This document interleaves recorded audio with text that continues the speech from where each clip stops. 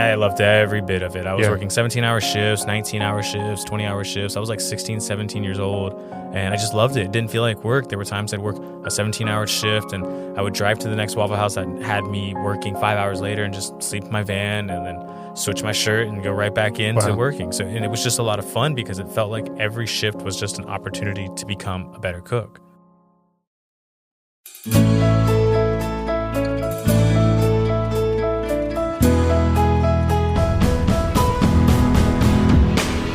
From Fiore Communications, it's How I Got Here, a show of inspiring stories from Tallahassee area leaders, business owners, and neighbors, all the challenges, opportunities, inspirations, the twists and turns of life that led them to where they are today. Everyone has a story worth telling, and I am really grateful that we get to bring a few of them to you.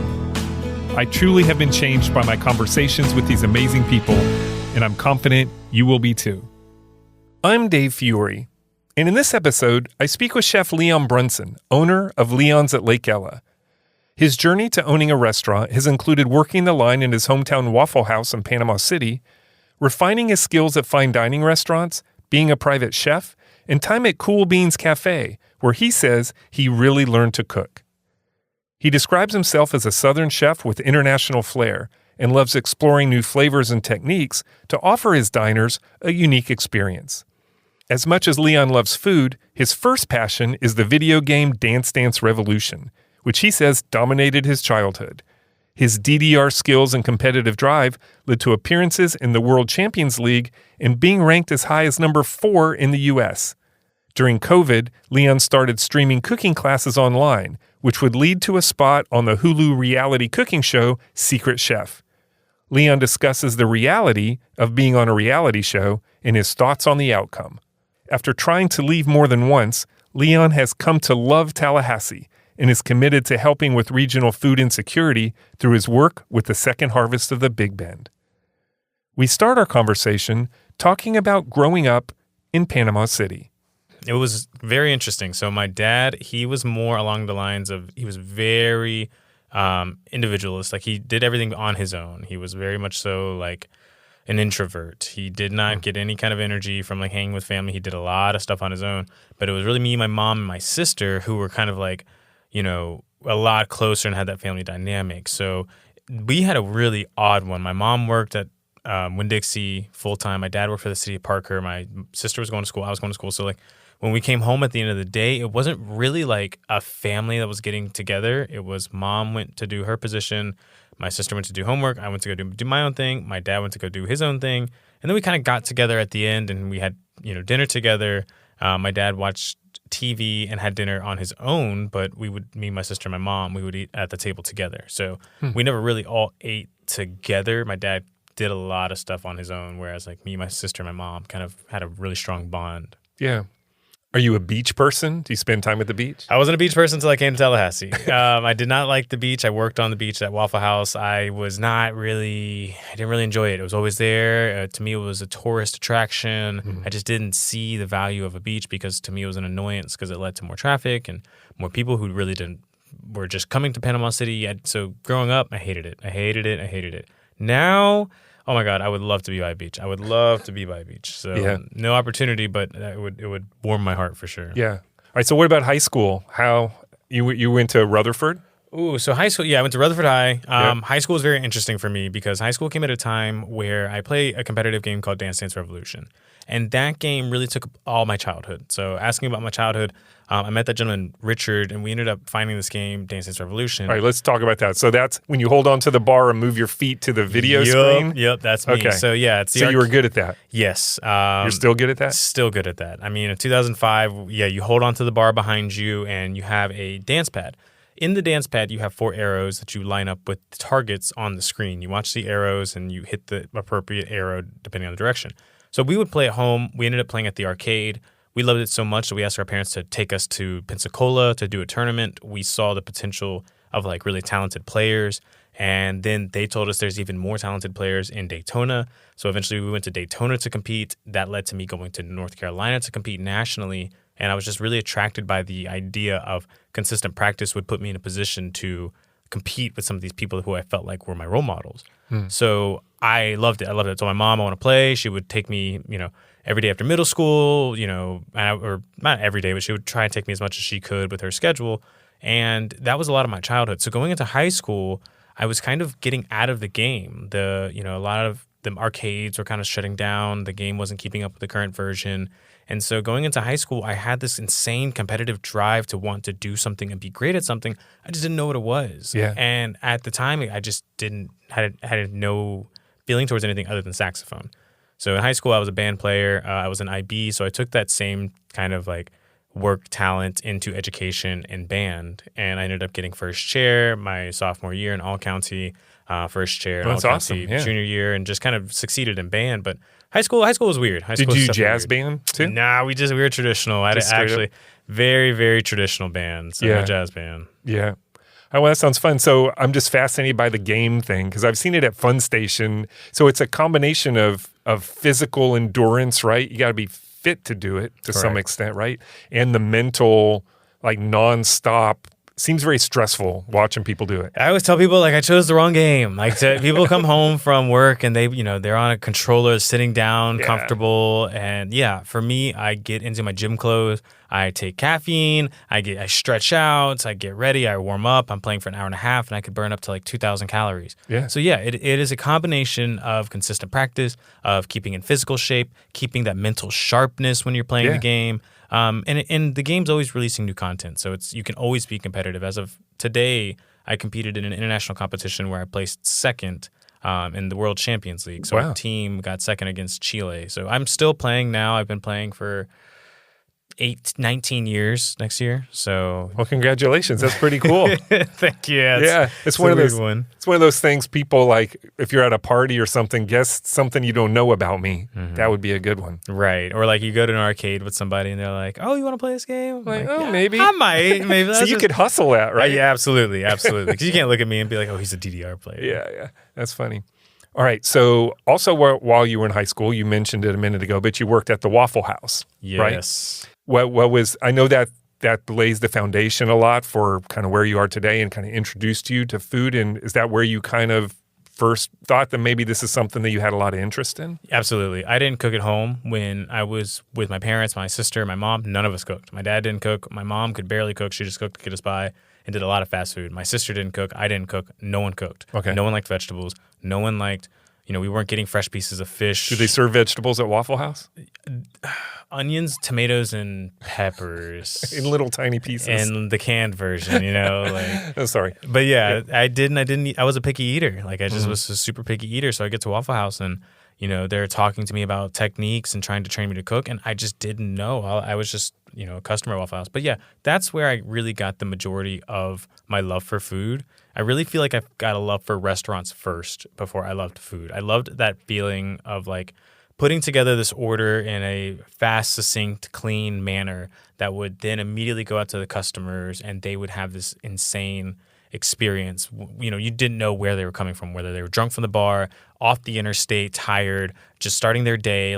People at Waffle House most of the times were very thankful for their food, and it was just cool for me. So I took that competitive drive that I was lacking in DDR and then just put it into Waffle House. I felt like if I can just be consistent in something like I was with DDR and reach, number 4 in America, I feel like I can do the same with Waffle House. Yeah. And so quickly did. The smells, the sounds, the environment, the whole thing? I loved every bit of it. I was working 17-hour shifts, 19-hour shifts, 20-hour shifts. I was 16, 17 years old, and I just loved it. It didn't feel like work. There were times I'd work a 17-hour shift, and I would drive to the next Waffle House that had me working 5 hours later and just sleep in my van and then switch my shirt and go right back into working. So, and it was just a lot of fun because it felt like every shift was just an opportunity to become a better cook. Yeah, it's interesting because that's probably not the attitude of most people who work in a restaurant like that, right? It's a job. I'm just here, man. I'm slinging whatever. I'm doing it. Not this is an awesome opportunity to learn how to cook better. Right. Did everybody think you were crazy when you were come to work all excited? Yeah, everyone thought I was crazy for years. Even after Waffle House, I'd go into my restaurant jobs. But I would on slow shifts, I'd cook as fast as I possibly could, and people would be like, "You don't have to do that. You're not in a rush." I'm like, "Yeah, but one day I will be on a morning shift where I am on the rush." And I need to be able to execute this. So this is a little bit of a sidetrack, but what do you think? I'm fascinated by by the infatuation with Waffle House. If you love Waffle House, you love Waffle House. Absolutely. So what is it about that place that makes such loyal customers, do you think? It's a whole formula, I think. One, it's just the service for sure. You're expecting that kind of diner service feel. And I think it's unique. I don't think there's too many other Waffle House replicants. IHOP is a completely different restaurant. They're both breakfast restaurants, but they're so different. Diners are few and far between here, even in Tallahassee or anywhere. So I feel like for people who might have grown up on a easily accessible diner experience and they can't source it, supporting a local business, Waffle House is kind of like that comfort feel for them. And availability, 24/7. The menu is consistent. The food has been consistent. Those hash browns today taste like the hash browns that I was cooking 10 years ago and even further back to that. So I feel like there's a number of things that work really well for Waffle House, and there's also a number of things that work against its favor, So, but in terms of like the people who love it, I think they're able to come into this restaurant and get exactly what they're expecting. Yeah. What did you do after you graduated from high school? After I graduated from high school, that was kind of a big chance for me to decide my future. There was a lot. I decided to go to state college. A lot of my peers had went to universities mainly because they were getting scholarships or, the finances weren't really a problem. I was having to fund most of my college. If not, I didn't ask you, were you a good student in high school? Did you make good grades? I was a good student. I wasn't a great student. I envied the great students. I feel like I could have been a great student, but I was average. I just didn't study at all. You had a lot going on. Yeah. I was still we competing. just talked about and working and everything. And so I wasn't a great student. I just relied purely on the attention I would pay in class, and I wouldn't study further. So my grades would reflect that. But I wasn't. I could have been great. Yeah. But you went to Gulf Coast State College. Gulf Coast State College is where I went for my community college, and that was one of the best decisions. I'm a big fan of state colleges. It gives, I feel like, students a much more accessible environment to really decide what they want to do with their future. You're graduating at 18 years old and people are asking you, tell me what you want to do for the rest of your life. And they don't know basic things. So I graduated, went to Gulf Coast State College, and I decided to go into culinary arts. And that's where things got really interesting because I talked to a lot of people who had been in careers and they always recommended going into the field first to make sure that's something you wanted to do. And I feel like Waffle House didn't mean I was a chef. So I wanted to go into a restaurant that would teach someone what an actual restaurant was like. So I applied at a restaurant called Firefly in Panama City Beach. And I was very fortunate to get that position. And they treated me like family. Like they brought me in and they basically gave me a 3-month culinary crash course before I even got to culinary school. It's like, here's how you work baking station. Here's how you work sushi. Here's how you work fry. Here's how you work expo. Here's how you cater. Here's what you need to look out for. Knife skills. Here's how you peel and devein shrimp. I got 3 months at the best restaurant in Panama City Beach before I even stepped foot on campus for culinary school. Wow. And so by the time I actually got to culinary school, I was very confident. Yeah, they were probably excited to see you with all your enthusiasm and, just like get me started. Yeah, put me to work, get me anywhere. And that was very interesting because the restaurant had its own reputation. So when I got to culinary school, although I didn't know how to cook, I was just a Waffle House cook. I had a Waffle House on my resume and I worked at Firefly. So to them, I was already like some excellent chef. And I'm like, guys, I don't know anything. I really don't even cook at home. Right. So but culinary school was a good experience for you? Yes. And you're actually going to be the first person to answer this truthfully with. But in terms of culinary school, very hands-on. Your actual days, you spent an hour lecturing and then you were in the kitchen making a recipe, making a sauce, braising something. You were actually cooking, on your feet. You would get to class at 7 a.m. and you would leave at 2 p.m. And so it was a full-on day, and you would do that 4 days out of the week, and then you had an elective on the 5th day that was a short day. So yeah, you were basically working like a full-time job for culinary school, and every day you were coming in chef whites and doing some sort of different practice. Now, in terms of is that what I benefited from? I can't actually say it was culinary school because as I was working those 7 a.m. to 2 p.m. culinary, classes, I was also working at Firefly from 3 p.m. until 10. So those days were 15-hour days just immersed in culinary arts for 2 full years. Right. And so I really got a lot from Firefly, and then I was getting a lot from culinary arts. And then vice versa. Things I would learn at school, I would go into work and try to apply. Some things weren't really, applicable. Some things were. And so it was like that back and forth motion of a real-life job experience plus schooling really, I feel like, is what I benefited from. I can't say it was strictly culinary. Sure. Yeah, it makes sense. The combination of all those experiences. All right. So at this point, were you pretty locked in that food was going to be your career? Yeah, I don't like to quit things. I just don't. Usually when I start something, I'm trying to move it up the ladder. I want to see how far I can take myself to get there. The unfortunate part with food is like it doesn't really work like that. Like it doesn't work like that. But I had committed to this is what I'm gonna do. I want to do it. But unfortunately, that's when things got kind of tight with my family. So my dad, he had a brain aneurysm in 2014. And I mean, at this point, I was only 20 years old and I was already missing birthdays. I was already missing like time with my newborn niece. I was already missing, anniversaries. It was really a tight career. It was really hard. So I was like, I don't know if all these chefs have told me, don't go into this career because your family will be a sacrifice. And I didn't know if that's what I wanted to do. So when my dad had his aneurysm, I took that as like a wake-up call to like maybe look in a different direction. Go and just get something as a backup or go in a different field where you can work 9 to 5, have benefits and a high pay. And for me, that was neuroscience. It gave me an opportunity to learn a little bit more about what happened with my dad. It was an interesting field. It had a high pay rate at the end of it. And so I said, you know what, I want to do it. So I had a really rough summer, 2015. I ended up helping opening a restaurant. I was working 2 jobs at Firefly at the time and at a restaurant called The Pearl in Rosemary Beach. And so that time came around the time I was graduating, and I just decided, you know what, I'm going to move to Tallahassee. I'm going to get out of all this culinary circle that they're running me around in. I was working way more than I should have at that point, and I just came to Tallahassee and said, I'm going to go to Florida State. I'm going to see if I can get my neuroscience degree, and we'll see where I go from there. I know it makes sense, and logically that's a good decision, but I mean, how do you feel inside? Did you feel like you were giving up your dream? Yeah, I did. So what I made sure I did was I kind of kept one on the back burner. So while I was enrolled in Florida State here, I wanted to have some sort of part-time kitchen job. And the reason I chose Florida State was actually because I got an offer to be one of the head chefs at Marie Livingston, the steakhouse. Yeah. And we had talked, and I could go into detail about that whole gig, but it didn't work out. It did not work out. I went to work one shift at the Edison for one day, and while it was great, the amount of work they were asking to pay $10 an hour, I was like, that's not going to be worth it. Yeah. And so at that point, I felt pretty low. I felt like I had made a mistake. I wasn't really sure if Tallahassee just wasn't, maybe this was just only a part-time thing. And then I found an ad for Kool Beanz Café on Craigslist. They're looking for a line cook. They had a pretty competitive pay, and I reached out to the owner. I had eaten there previously before I even came to Tallahassee, and the owner was great, and I got a job. And from there, that's where everything changed for me. That's where my love for food changed. That's where I started to really learn how to cook. The stuff I had learned in culinary school and Firefly previously, I feel like they were just feeding information to a robot.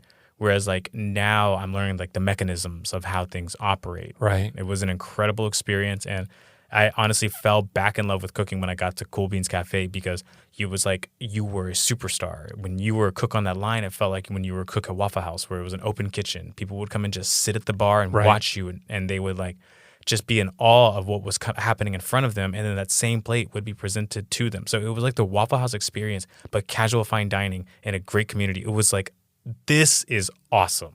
Yeah. So that's really what got me back. And so at first, I felt pretty bad. I was like, I don't have my heart in neuroscience. It's a necessary education for my family, but I want to be cooking. And Kool Beanz Café just scratched that itch. It was amazing. Yeah. You earn your degree from FSU. You get the degree in neuroscience. Correct. Right. And then, so what happened after that? What was your plan at that point? So that was where, again, I felt like I was at a twilight. It felt just like when I graduated Gulf Coast State College. It felt just like when I graduated high school. Everyone keeps looking at you and they're like, well, what's next? What's next? And I didn't want to go. I didn't want to continue school. I told the professor I didn't want to, do a master's thesis. Give me a year. Let me figure some stuff out. And in that year, I really just worked at Kool Beanz. I worked at Kool Beanz. I was a private chef for a family here in town. And that was it. I just continued to work. Eventually, at some point, I started doing cooking classes. I did one independent catering that year. And I was going to move to Seattle. So I messaged a chef, Eduardo Jordan, from June Baby with the restaurant Seattle. It's a James Beard nominated restaurant, I do believe. And I emailed them asking I wanted a stage. I wanted to work there for a day and get the experience. I was looking at moving here. So I flew up to Seattle. I worked at that restaurant for a day. It was incredible. He wasn't there. The sous chef wasn't there, but the staff was great. The food was incredible. It was a well-oiled machine. It felt like a challenge.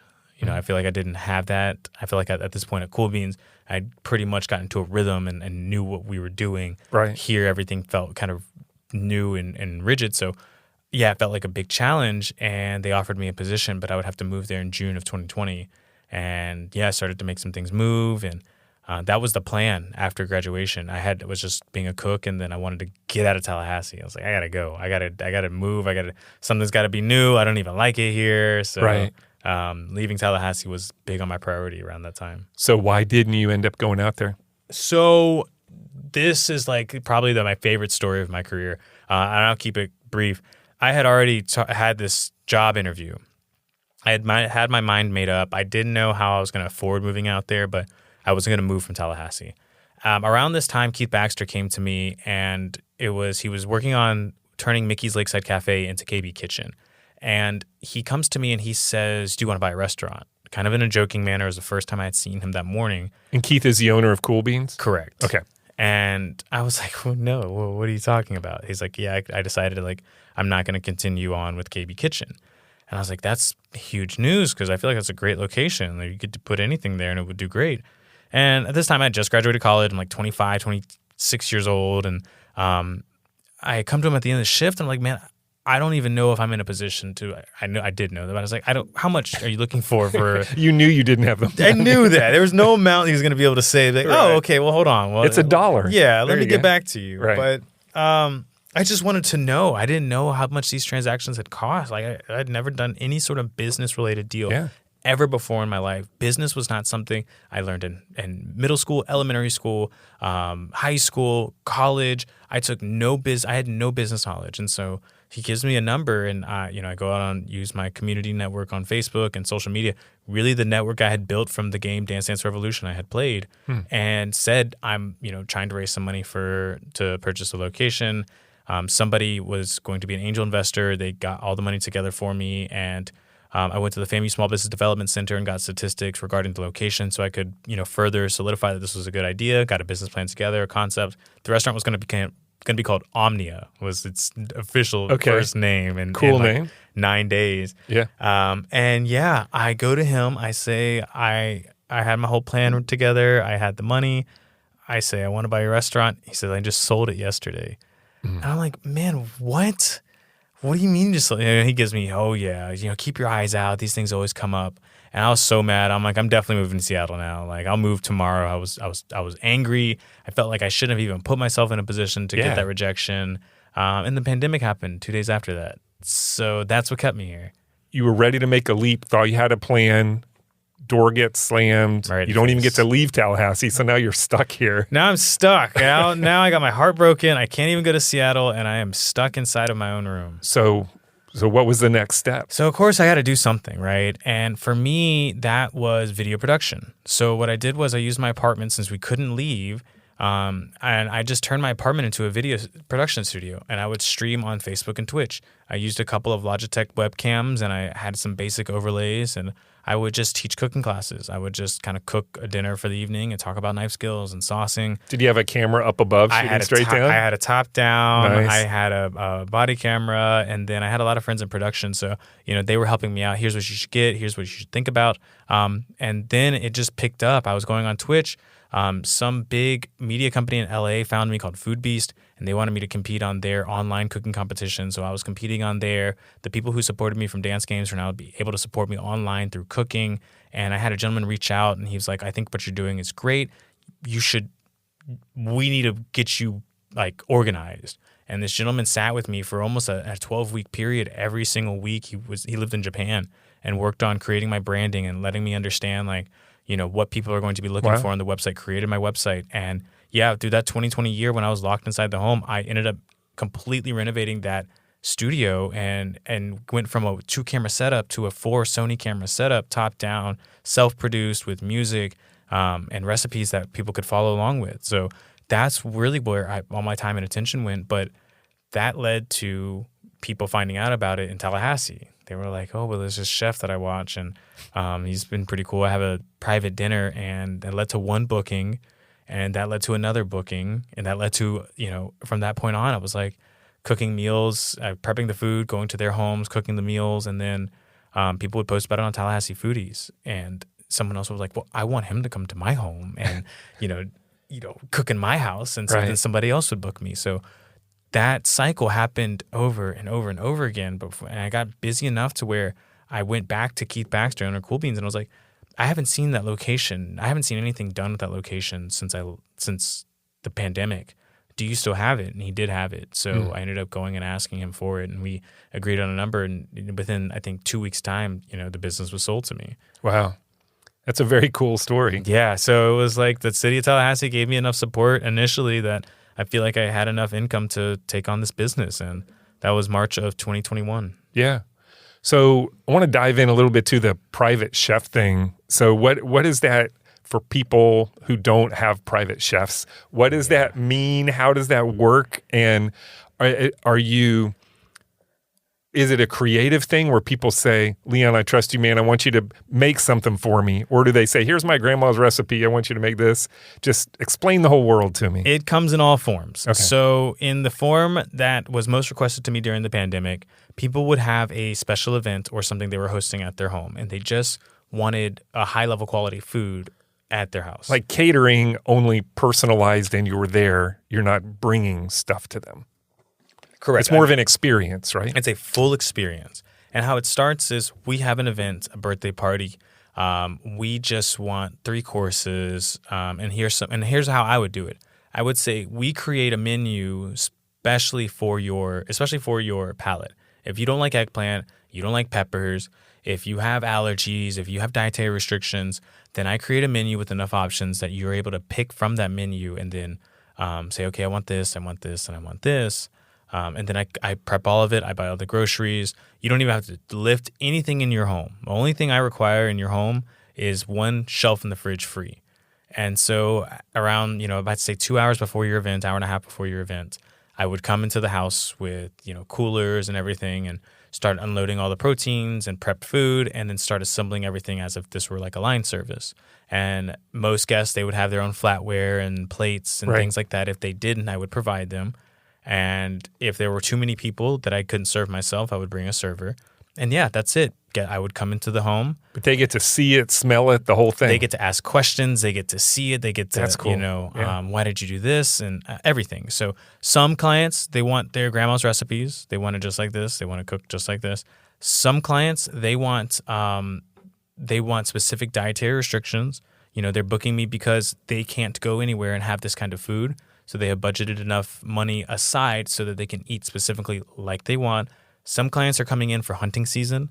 So they're not here all the time, and they have a giant cabin out in South Georgia, and they just want to cook to have hearty meals for them. So when they come back from, hunting, they don't have to think about that. So the private chef field, I would highly recommend to any chef who's listening to this, any person who's interested in like cooking.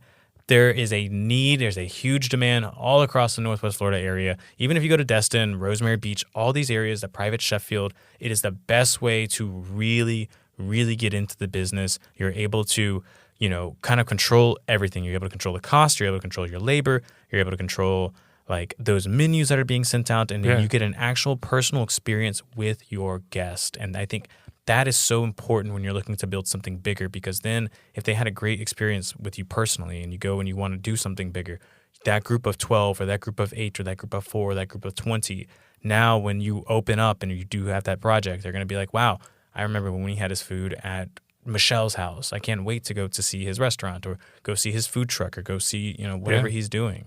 So during this process as a private chef and doing this work, are you developing kind of, I don't know if flavor profiles are the right, or your style and influences, and are you kind of creating who you are as a chef more during this process? Yeah, I really feel like I found my identity during that time, because I went from cooking recipes in a team of people to now being the sole person who was creating exactly what is being served to these people from start to finish. And that is you're a little vulnerable at that stage. That was probably the only hard part about getting to do these private dinners is I would go out, you're completely vulnerable. You prepped every single thing. If somebody is like, oh, well, I didn't like the gas streak that was here at a restaurant, you can be like, oh, well, I'll tell the prep cook. I definitely didn't make that. If someone says that at the table, you're like, what? Is it too much acid? Did it cook too long? Like, was it the berry? You know, there's so much that you kind of think about. And instead of that feeling of going in and like really experiencing a wonderful feeling, sometimes there is that a little bit of anxiety. Sometimes there's a little bit of doubt. But when you're initially starting out, those are very prominent.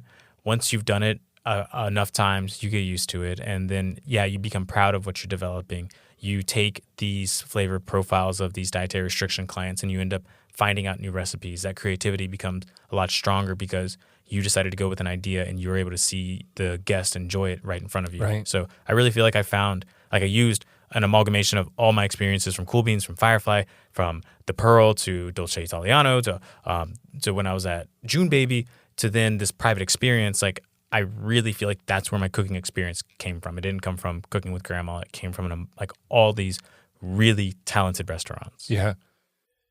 And we'll be right back. How I Got Here is sponsored by Barano Heating and Air Conditioning in Tallahassee. I've been friends with Patrick Barano since we met in a chamber leads group about 15 years ago. I'll admit that I pursued him pretty hard to be his marketing firm and eventually won him over. And the reason I wanted to work with him is that I was already a customer and I knew what kind of company he and his father before him had built. He cares about his customers, he cares about his team, and he cares about this community. I've experienced Barano Heating and Air when they installed a complete system replacement a few years ago, and I enjoy peace of mind and same-day service with my Total Comfort Service Agreement. I've also been behind the scenes at their office and seen firsthand the true character of this company. And that's why we're so proud to represent them. To learn more or to schedule an appointment online anytime, visit baranoac.com. They really always will be there for you. And now back to the show. When you describe, obviously you can make anything, but do you have a style that if people want what you're really known for or what you love to cook, is there something that fits into that? I really hope, like, by the end of this one day, I know it's not going to be anytime soon, but I really do hope that I'm regarded as like one of the best Southern chefs. Like, not even one of the best Southern chefs, but like that, if you're going to get Southern food from Leon, like, he is going to do it the correct way. Like, he's going to get collard greens and pull them and chop them, or he's going to make his own stocks, or he's going to make his own cornbread. You know, that's really what I want to be known for. My style's a lot more on flavor. I drive a lot of international influence through techniques and flavor through all these different manners, whether it be shopping for heirloom spices or shopping for an heirloom masa that might make my handmade tortillas taste different than Loco's handmade tortillas, or getting a specific smoked paprika that has a stronger smoke flavor. Like, that's kind of what I really feel like helps the flavor of the food that I present. Is like, I try to get the best ingredients that I can get within the budget that presents itself. Sure. And that's one thing. Also, the knowledge of international cuisine and how to like put that into Southern food. For example, I'm making collard greens right now. The chicken's on the smoker as we're having this conversation. And I rubbed them in an adobo rub, which is a Mexican style paste. Those collard greens are going to get pulled in this adobo rub that's got all these cilantro and tomatoes, sun-dried tomatoes, peppers, garlic, like not stuff that would ever be in collard greens.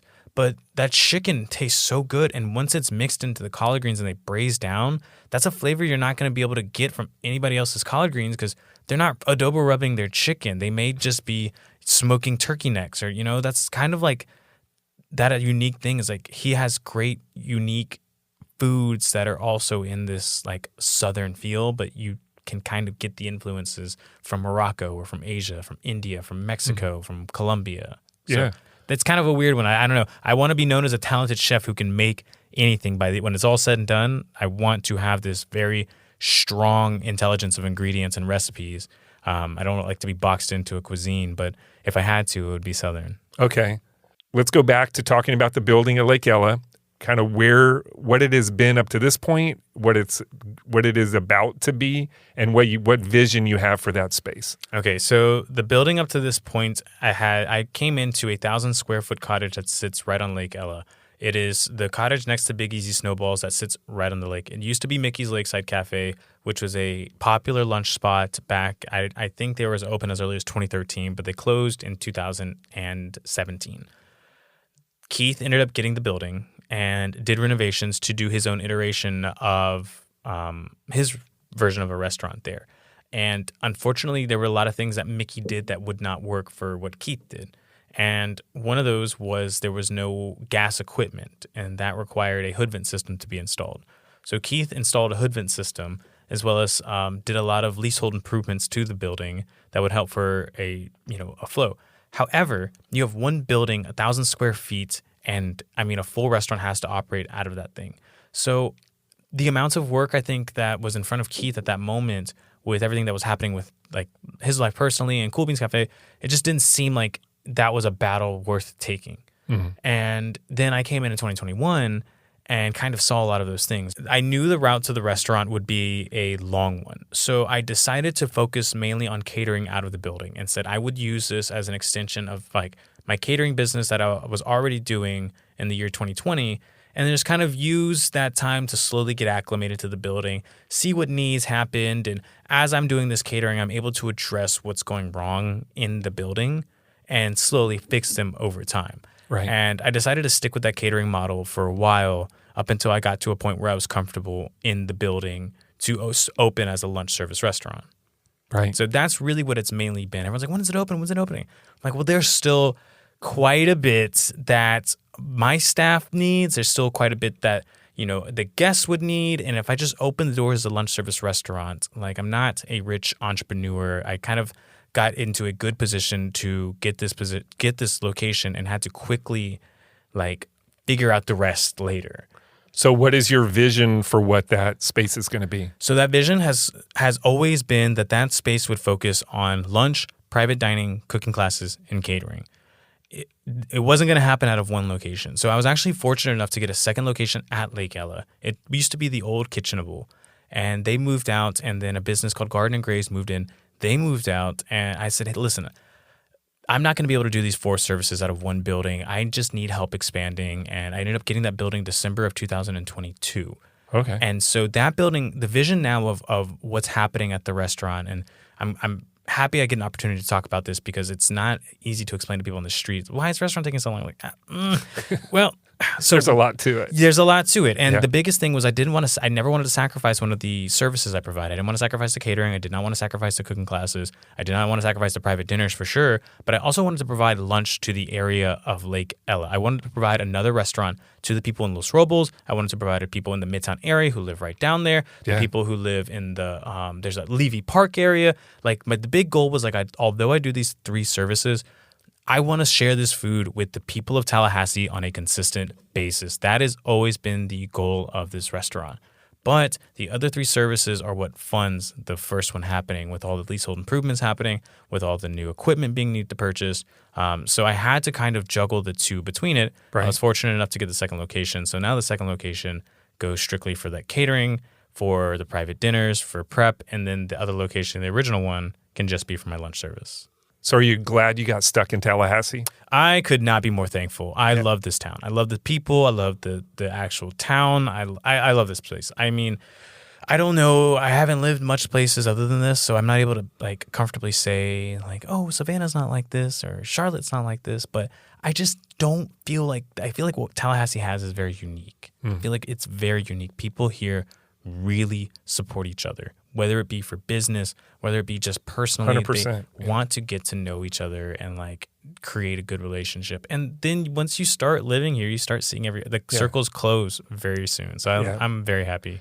All right. We cannot leave this conversation without talking about your television career. Oh my goodness. All right. Let's get it. So you were on a reality show called Secret Chef. I am. Came out the summer of 2023.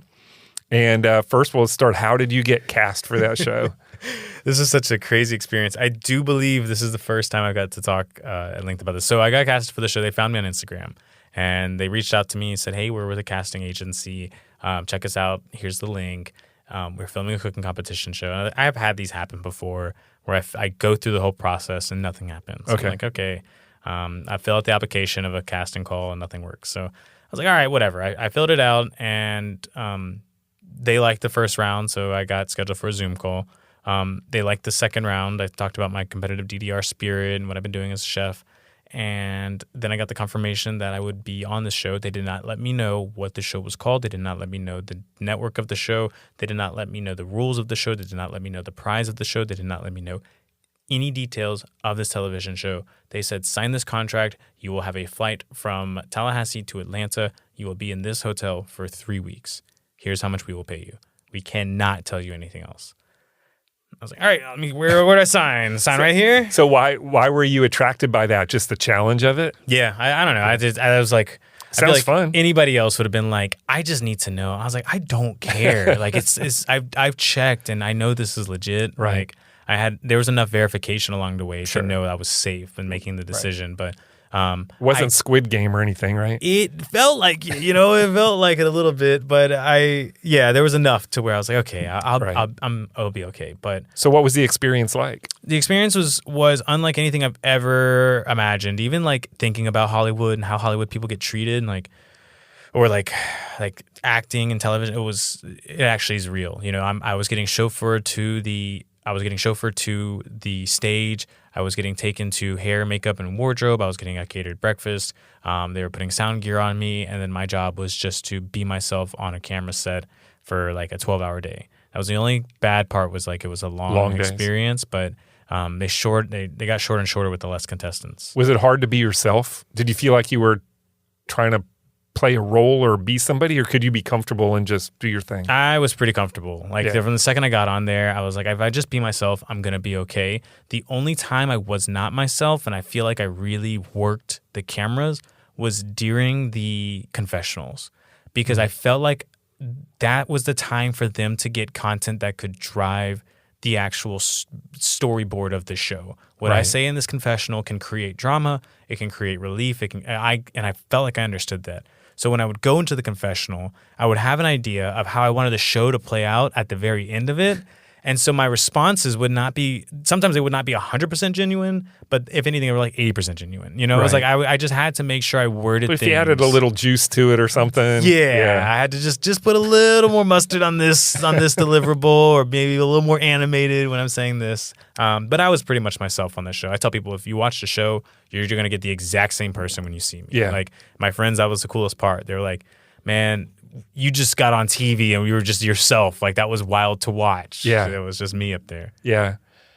So the show, all 10 episodes dropped at once. It's been out for a while now. So are you comfortable talking about the outcome, or do you want make people wait? No. Okay. It has been out since the summer. Yep. Spoilers going forward if you have not watched Secret Chef from this point on. But I have not been able to talk about the show for a full year. So I love any opportunity to talk about it. Yeah. All right. So let's talk about, I watched a good amount of the season, and I did skip to the very end to see what happened. And you were on that episode. Yep. So please share about how the show ended and how that all felt. So the ending, I made it to the finale. That didn't feel real. Wait, first, I'm sorry. Let's talk about the concept of the show. What are you doing on the show? So on Secret Chef, the term Secret Chef comes from the fact that we are cooking in secret and judging each other in secret. And the chef with the highest score is protected. The chef with the lowest score goes home. Towards the middle of the season, they started throwing in some quirks where there'd be redemption opportunities or team challenges. And all throughout the show, it was a $100,000 grand prize. Okay. And throughout the show, you're not really able to gauge your talent of the guests around you because you're cooking independently. You get one opportunity on the first episode, but from that point on, you don't know the talent of the guests around you. So I didn't think for a grand prize of $100,000, that's not meant for me. That's meant for the chef who is, worked at Michelin restaurants or, whatever. Right. I just didn't think like that money was for me. So every episode, I just couldn't believe how far I was making it. I was like, okay, I'm at 6 left, 5 left, 4 left, 3 left, 4 left, 5 left, 4 left, 3 left. Grand finale, it was like, I can't believe it. I cannot believe it. Like at that point, I had won 6 challenges to the show. I was very confident. I wasn't overconfident. So you won 6. So you were protected those episodes. Yes. Okay. Yeah, I had won 6 total challenges. Wow. The person I was going against had only won 1 single challenge. And the character that I'm going up against was my partner in the first episode. He was the chef that I decided to bring back halfway through the season. The home chef, right? He was the home chef, Lanky. Right. Yeah. And yeah, he was the chef in the finale. The category for the finale is, I feel like, where things went wrong. So I could talk about like the results of the finale, but just know like everything was different. They brought all the cast members back. The schedule and rhythm was very different for that day. We had to cook 33 plates total versus, previous rounds we were only cooking like 8, 6, 3, 9, 33 total was a lot. Yeah. So it was a 3-hour challenge, and for me, it just overthought a lot of things. And I just did not go with my intention on the finale. Like, there were some choices on the first course. I was like, I just should have went with the gazpacho. The second course was like, I didn't do this. Third course, it was just a lot of things that I really like tried to swing for the fences because it was the finale. Yeah. And then in the results, that was kind of the weird part as well, because I didn't get as much negative feedback from David Chang as Lanky did. Lanky received quite a bit of negative feedback that never made it on camera. And so in my head, I'm like, I'm safe. Yeah. I feel like we were able to taste our food during the finale, and then it gets to the results. And I'll say, man, that was like the hardest thing to come back to Tallahassee to, because I felt like no one knew, but I felt like I let everyone down. I was like, guys, I'm so sorry. And everyone's like, what are you talking about? I was like, you'll see in a year. Don't worry. But getting to the finale, I mean, you had to take some, a sense of accomplishment in that, right? Yeah, absolutely. Yeah, that was amazing. I'm just competitive. So the fact that I got there, I won 6 challenges. I really did well on the show. And I was able to be myself. Although I didn't win, I do feel like there was so much benefit to being on that show. Sure. Do you think you should have won? Oh, my God. If you ask me, honestly, no. I don't think I should have won based upon the actual judging format. They were judging the entire menu. They were not judging each individual dish. I feel like if they were judging each individual dish, we might be in a different conversation. But by judging the entire menu, it's a tough one. How did you handle not winning at the moment? So I came back to Tallahassee from that, and that's where I shifted gears completely. This was August of 2022, and I was a private chef for a family. I feel like I wasn't focused on the restaurant because I was comfortable in this private chef job that was paying me more money than I'd ever made in my life. And I was just like putting the restaurant off. Oh, we'll open here. We'll do this. I hadn't actually spent time on the opening. And I got back. I felt like my cooking style had been compromised by the family that I was cooking for. They had a lot of restrictions. So I wasn't really being able to be myself as a chef. Right. I was distracted from the restaurant because I was doing all these extracurricular activities.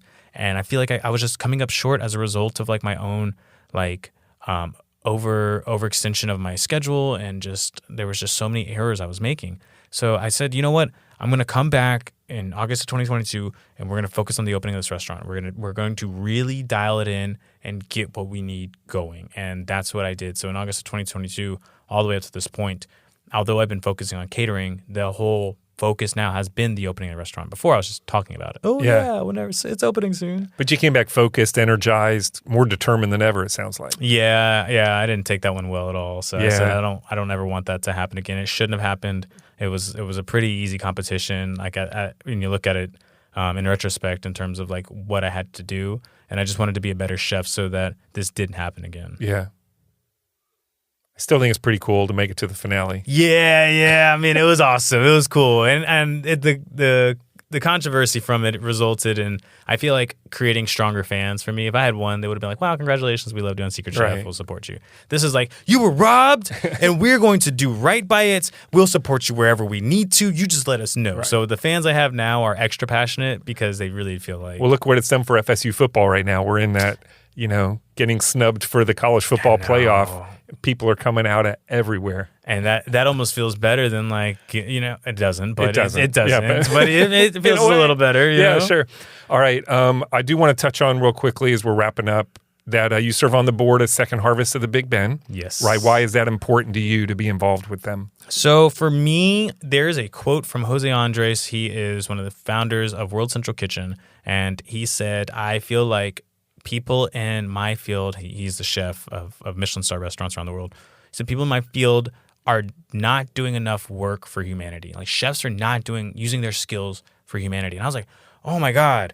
I just feel like I had a groundbreaking moment where I realized like chefs were almost cooking for other chefs. They're trying to impress other chefs or other food journalists or other people like that. They weren't actually cooking, using their skills to say, how can I turn, now, not to speak on like all of the chefs in the world, but like, I felt like he didn't see enough of it. And I felt like, I was like, he's right. I feel like I haven't done anything like that. I've been cooking for 10 years at this point. I haven't given back. I haven't used my talents or any of this to say I can help people who really, truly need it. And I had a good relationship with Second Harvest, where I was just doing cooking classes with the box that they had that they were distributing. Oh, yeah. And so I would open the box and say, here's how I would prepare these foods. That's a great idea. Here's some techniques that I would do, and they would leave with a recipe. And so they'd be able to take that box to their house and cook more.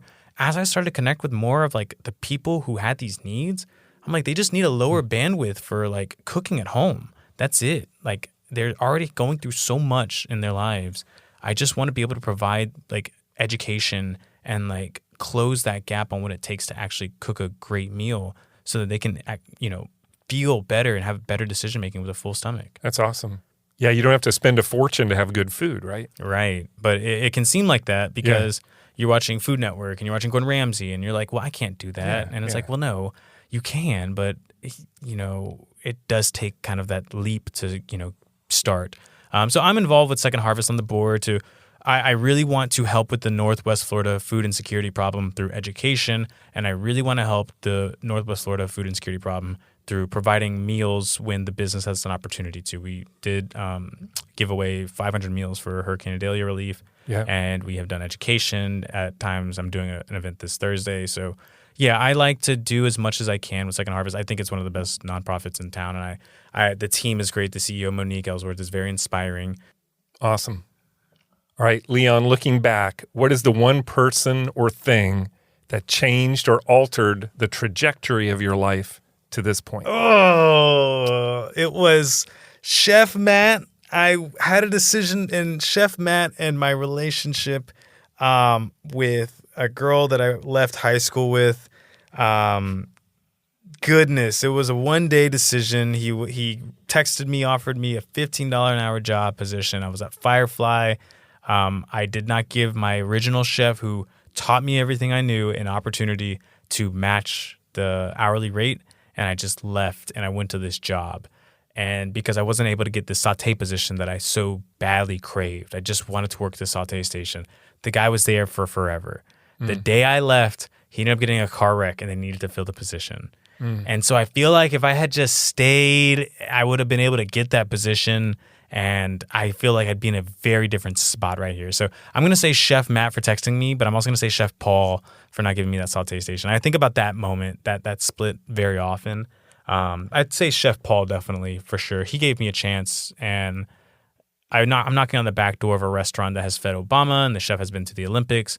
And I'm like this 18-year-old kid who just was passionate about food, and he decided, you know what, none of this makes sense. You've never held a knife before in your life. You don't even know the basics of cooking. Come on in, we'll show you. And from that point on, like that whole family of cooks there took care of me and protected me and made sure like I was in a good environment. I didn't succumb to any of like those kitchen stereotypes of drugs and alcohol. And it was Chef Paul for sure. At Firefly. Yeah. But if you give me that sauté station just a hair earlier, I feel like everything would be different now. I might just be the head chef over there and living in PC. I don't know, man. It's just that day I think about often. Yeah. All right, final question. The podcast is called How I Got Here, and we've talked about how you got to this point in your life. Where do you think here might be for you in the next 3 to 5 years? Oh my goodness gracious alive. Okay, I hope in the next 3 to 5 years, the restaurant is successful. Many people have had great experiences with it. We have awards. I'm able to maintain a catering business while I'm not here. I have doubled my involvement with Second Harvest of the Big Bend. I'm able to have numbers and show how I've helped with Northwest Florida and the food insecurity problem here. And I really hope to have just a wider reach here in Tallahassee. Really hope to connect more with FAMU, a little bit more with FSU, strengthen that relationship I have with TCC. I really just want to strengthen the relationships I've built. I don't really want to expand. I don't want to get another location. I don't see any of those big goals. I want to do well in things I have started, and I don't know. I hope to be in the Champions Club at some point watching FSU football and not sandwiched between Miami fans. Yeah. That would be ideal. But that does sound better. I mean, that's probably the first thing I can see in my future. But overall, I really hope that like the beginning stages of this, with everything that's happening, the work that I do in the next 3 to 5 years is able to overshadow what it took to get this started. And everyone's like, what Leon has done is very unique and special. I hope it gets recognized on a national basis at some point. I hope I do enough work that garners national recognition, and I hope it's consistently good. So.